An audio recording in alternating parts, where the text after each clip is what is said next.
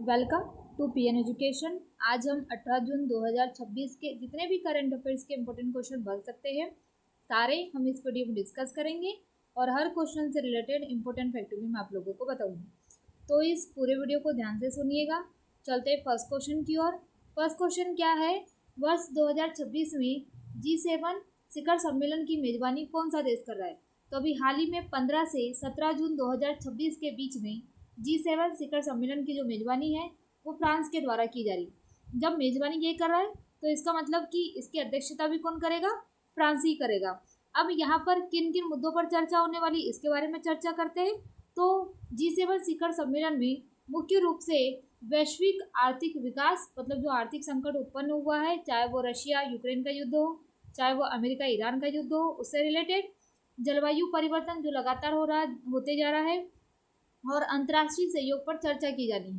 ठीक है। और इस शिखर सम्मेलन में भारत का जो प्रतिनिधित्व है वो कौन कर रहे हैं? प्रधानमंत्री नरेंद्र मोदी जी। ठीक है। अब बात करते हैं G7 शिखर सम्मेलन, मतलब कि G7 की जो स्थापना है, इसकी स्थापना कब की गई थी?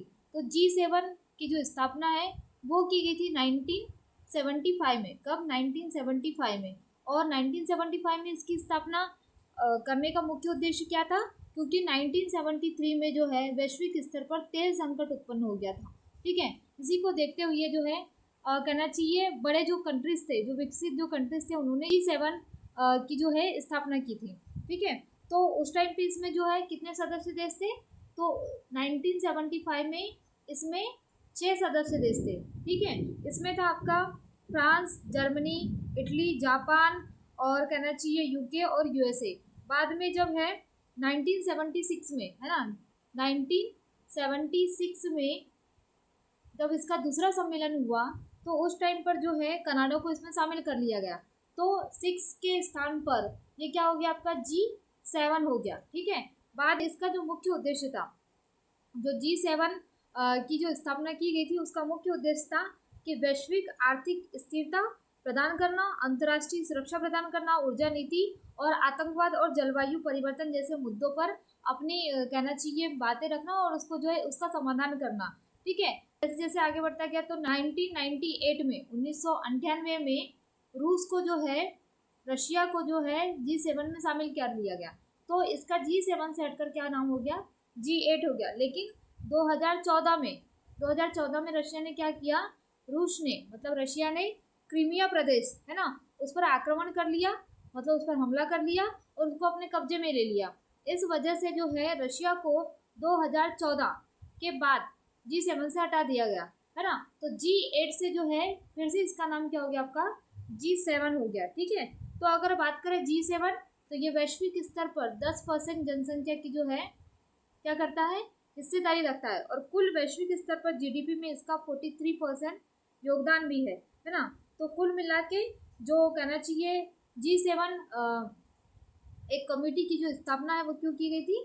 तो वैश्विक स्तर पर शांति, आर्थिक स्थिरता प्रदान करने के लिए। ठीक है। तो आप मुझे कमेंट बॉक्स में बताइएगा कि G20 की स्थापना कब की गई थी। ठीक है। चलते हैं नेक्स्ट क्वेश्चन की ओर। नेक्स्ट क्वेश्चन क्या है? भारत किस वर्ष ब्रिक्स की अध्यक्षता करने वाला है?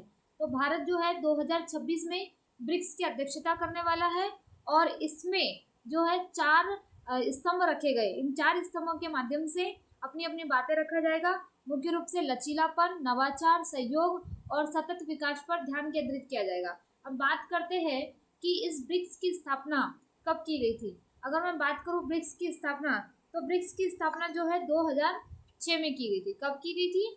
2006 में की गई थी। ठीक है। तब इसमें जो देश थे वो केवल 4 थे। BRIC, मतलब B से ब्राज़ील, R से रशिया, I से इंडिया और C से कौन था? चाइना। बाद में जब इसका प्रथम शिखर सम्मेलन हुआ, मतलब ब्रिक्स का प्रथम शिखर सम्मेलन कब हुआ? 2009 में। ठीक है। और ये कहाँ हुआ था? आपका रशिया में। ठीक। उसके बाद 2010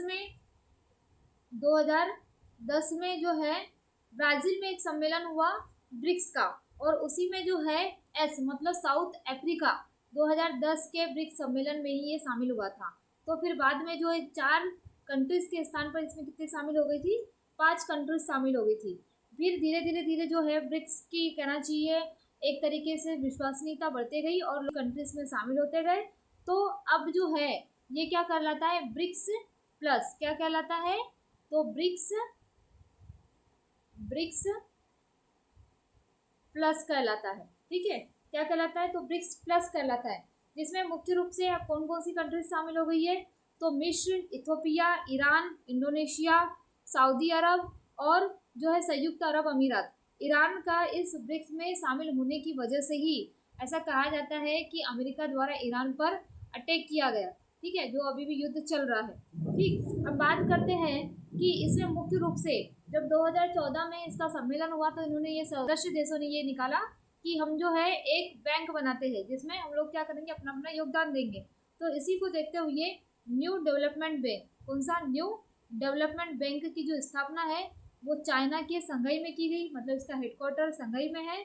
और कहना चाहिए इसकी जो एक तरीके से देखा जाए तो इसकी जो अध्यक्षता अभी हाल ही में, न्यू डेवलपमेंट बैंक की जो अध्यक्षता है वो किसके हाथ में है, हाल ही में ब्राज़ील के जो। तो आप मुझे कमेंट बॉक्स में बताइए था कि ब्रिक्स के द्वारा कौन सी एक डिजिटल करेंसी लेके आई जा रही। ठीक है, चलते हैं नेक्स्ट क्वेश्चन की ओर। नेक्स्ट क्वेश्चन क्या है, विश्व मरुस्थलीकरण और सूखा रोकथाम दिवस कब मनाया जाता है। तो वैश्विक स्तर पर बढ़ने वाले मरुस्थलीकरण और सूखा के देखते हुए विश्व मरुस्थलीकरण और सूखा रोकथाम जो दिवस है वो मनाया जाता है कब, 17 जून को। ठीक है, तो 17 जून 2026 की अगर थीम देखा जाए तो इसकी जो थीम थी वो थी चाराग्रह, पहचान, सम्मान और कहना चाहिए एक तरीके से पुनर्स्थापना करना। ठीक है, अब बात करते हैं कि विश्व मरुस्थलीकरण दिवस की शुरुआत कब से की गई थी। तो इसकी जो शुरुआत है कब की गई थी, 1992 के। 1992 में क्या हुआ था, प्रथम शिखर सम्मेलन हुआ था, कहाँ, ब्राज़ील की राजधानी रियो डी जेनेरो में। तो यहाँ एक चर्चा हुई कि भाई जो है प्रति साल सूखे की वजह से और लगातार कहना चाहिए जलवायु परिवर्तन की वजह से, सूखा आने की वजह से जो है जितनी भी जनसंख्या वो प्रभावित होती है। तो इसी को देखते हुए 1995 में, कब, 1995 में पहली बार विश्व मरुस्थलीकरण और सूखा रोकथाम जो दिवस है वो कब मनाया गया था, आपके 17 जून को मनाया गया था। ठीक है, और फिर संयुक्त राष्ट्र संघ के द्वारा जो है 2010, कब, 2010 और 20 को जो है संयुक्त राष्ट्र दशक के रूप में भी मनाया गया था। ठीक है, अगर मैं बात करूँ 2001 से लेकर 24-25 तक तो लगभग सूखा क्षेत्र में 29% की जो है वृद्धि देखी गई है। और ऐसा कहा जाता है कि इससे प्रति साल 55 मिलियन जो आबादी है वो सूखे से प्रभावित होती है ना। और एक अनुमान के अनुसार ये निकल के आ रहा है कि 2050 तक, कितने, 2050 तक लगभग 3/4 जो आबादी है विश्व की वो सूखे से प्रभावित होगी। तो इसी को देखते हुए जो है संयुक्त राष्ट्र संघ या वैश्विक स्तर पर या भारत के द्वारा जो है, भारत सरकार के द्वारा सूखे से निपटने के लिए प्रबंधन को बढ़ावा दिया जा रहा है। इसके अलावा मिट्टी, क्योंकि मृदा का जब अपरदन होगा तो जो मिट्टी है वो क्या हो जाएगी, कहना चाहिए एक तरीके से बह जाएगी, तो उसको बचाने के लिए वृक्षारोपण किया जा रहा है। तो लगातार जो है वैश्विक स्तर पर और भारत सरकार के द्वारा जो है इस सूखा और मरुस्थलीकरण से जो प्रभावित इलाके हैं वहाँ पर लगातार कार्य किया जा रहा है। ठीक है, आप मुझे कमेंट बॉक्स में बताइएगा कि 15 जून को कौन सा दिवस मनाया जाता है। चलते हैं नेक्स्ट क्वेश्चन की ओर। नेक्स्ट क्वेश्चन क्या है, हाल ही में किस प्रख्यात निशानेबाज कोच का 49 वर्ष में निधन हो गया है। तो अभी हाल ही में जो है जसपाल राणा का, ठीक है, जसपाल राणा का अभी हाल ही में निधन हो गया है। और ये प्रख्यात एक निशानेबाज थे। इन्होंने जो है कॉमनवेल्थ गेम में लगभग कितने पदक जीते, 15। ठीक है, 15 पदक जीते हैं, जिसमें से गोल्ड और सिल्वर है 1994 में, 1998, 2002, 6 और जो है 6 में जो है लगभग कॉमनवेल्थ गेम्स में 15 पदक जीते हैं। इसके अलावा एशियन गेम्स की अगर मैं बात करूं तो इन्होंने कई गोल्ड और सिल्वर मेडल जीते हैं। ठीक है, इसी को देखते हुए इन्हें भारत सरकार के द्वारा 1994, ये इम्पोर्टेंट क्वेश्चन है, 1994 में इन्हें अर्जुन पुरस्कार दिया गया, 1997 में जो इन्हें पद्मश्री दिया गया और 2020 में जो है इन्हें द्रोणाचार्य पुरस्कार दिया गया। द्रोणाचार्य जो पुरस्कार है वो खेल से संबंधित कोच को प्रदान किया जाता है। ठीक है, तो ये जो है किसके गुरु थे, मनु भाकर। मनु भाकर जो है कहना चाहिए एक पिस्टल निशानेबाज है। ठीक है, तो आप मुझे कमेंट बॉक्स में बताइएगा कि अर्जुन पुरस्कार की शुरुआत कब की गई थी। ठीक है, चलते हैं नेक्स्ट क्वेश्चन की ओर। नेक्स्ट क्वेश्चन क्या है, रिलायंस इंडस्ट्री गुजरात के जामनगर में एआई सक्षम डेटा सेंटर किस कंपनी के साथ मिलकर विकसित कर रहा है। तो अभी हाल ही में रिलायंस इंडस्ट्री के द्वारा एआई जो सक्षम डेटा सेंटर है वो गुजरात के जामनगर में कर रहा है, और ये मेटा प्लेटफॉर्म्स के माध्यम से कर रहा है। ठीक है, मेटा किसकी कंपनी है, मार्क जुकरबर्ग की, और मेटा का पुराना नाम जो था वो क्या था आपका, फेसबुक। ठीक है, सब लोग चलाते भाई फेसबुक। ठीक है, तो फेसबुक था, इसका नाम अभी हाल ही में मेटा कर दिया गया, और इसके जो संस्थापक है वो कौन है, मार्क जुकरबर्ग। अब बात करते हैं कि फेसबुक की स्थापना कब की गई थी, क्योंकि ये क्वेश्चन पूछा भी गया था कि फेसबुक की स्थापना कब की गई थी, तो 2006 में की गई थी, है ना। अभी एआई सक्षम डेटा सेंटर करेगा क्या, इसकी जो स्थापना है वो क्या करेगा, जितने भी आर्टिफिशियल इंटेलिजेंस से संबंधित जो कंपनियां हैं भारत को इस स्तर पर जो है कहना चाहिए विकसित बनाने के लिए इस एआई सक्षम डेटा सेंटर की जो स्थापना है वो गुजरात के जामनगर में की गई। इसमें लगभग 168 मेगावाट कैपेसिटी का जो है ये डेटा सेंटर है, जो भारत में आर्टिफिशियल इंटरफेक्चर्स मतलब कि कृत्रिम बुद्धिमत्ता जो अधोसंरचना है उसको मजबूती प्रदान करने की दिशा में एक अहम कदम है।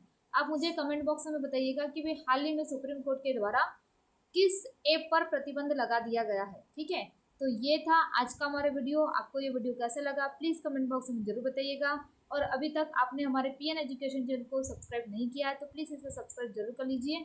निश्चित ही आपको इस चैनल के माध्यम से मदद अवश्य मिलेगी। Thank you.